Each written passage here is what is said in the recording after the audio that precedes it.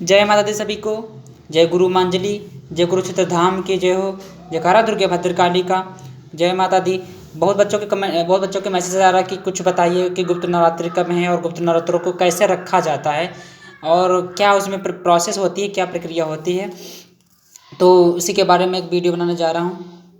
तो देखिए कि गुप्त नवरात्रि वैसे तो साल भर में 4 नवरात्रि होते हैं, एक दीपावली, एक होली के नज़दीक और 2 और नवरात्रि होते हैं जो बहुत लोगों को नहीं पता होता है और बहुत लोगों को पता होता है। तो ये 2 नवरात्रि एक शरद मास में पड़ता है, एक माघ मास में। ठीक है। तो सन 2022 में माघ मास का नवरात्रि 2 फरवरी से स्टार्ट होंगे और 10 फरवरी को उनका समापन होगा। तो इसकी प्रोसेस क्या होती है, इसमें क्या किया जाता है और कैसे रहा जाता है। गुप्त नवरात्रि बिल्कुल जैसे दीपावली, होली के नज़दीक पड़ते हैं, बिल्कुल वैसे ही रहा जाता है, लेकिन इसमें बहुत सारे नियम होते हैं।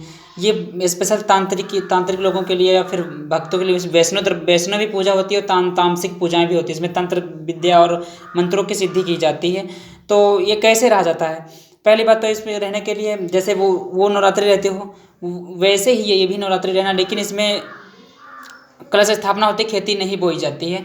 अगर कलश स्थापना करते हो तो फिर उसके लिए शाम सुबह आपको महारानी की जोत जगानी होगी, मम्मी की पूजा और मम्मी के मंत्रों का जाप करना होता है। इसमें ये बहुत पावन सिद्धि के दिन होते हैं। ये 9 दिन सिद्धि के दिन होते हैं। इसी में बहुत सारी मंत्रों की सिद्धियाँ की जाती हैं। तो इसमें महारानी के माँ दुर्गे के 10 महाविद्याओं के दर्शन होते, 10 महाविद्याओं की पूजा होती है, 10 महाविद्याओं की पूजा होती है। इसमें 10 महाविद्याओं के मंत्रों का जाप किया जाता है। किसी भी मंत्र का क्योंकि महापर्व होता है, होली दिवाली की तरह ये भी एक सिद्धि के दिन ही होते हैं। इसमें बहुत जल्दी प्रचंड शक्ति चलती है, सिद्ध हो जाती है। इसमें तांत्रिक क्रियाएं भी। तो आपको करना क्या होता है, ये व्रत रखने के लिए रखा जाता है। तो इसमें जितने कम से कम लोग जान सकें उतने ही कम से कम, किसी को बताना नहीं जाता। अगर आप साधना करते हो, आप मम्मी के किसी भी मंत्र का साधना करते हो या किसी भी मंत्र का, तो आपको विशेष ध्यान रखना होता है कोई भी आपकी पता भी ना चले किसी को, वरना फल नहीं मिलेगा। किसी को नहीं पता होना चाहिए कि आप साधना कर रहे हैं या मंत्र सिद्धि कर रहे हैं या मंत्र जाप कर रहे हैं या आपने नवरात्रों का फास्ट रखा है।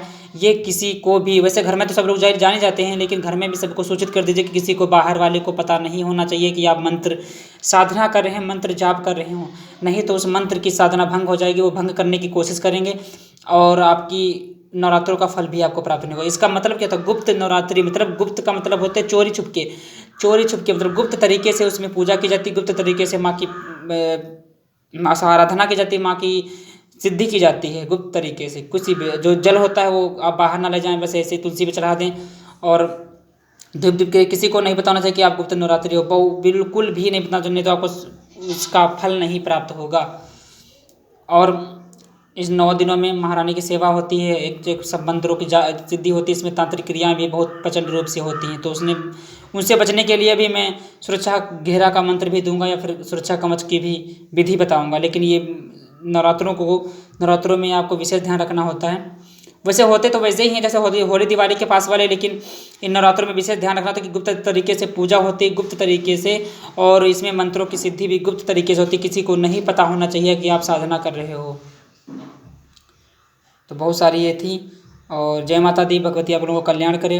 जयकारा कुरुक्षेत्र धाम का बहुत सच्चे दरबार की जय। जयकारा गुरु मांजली का बहुत सच्चे दरबार की जय। जयकारा दुर्गे भद्रकाली का बहुत सच्चे दरबार।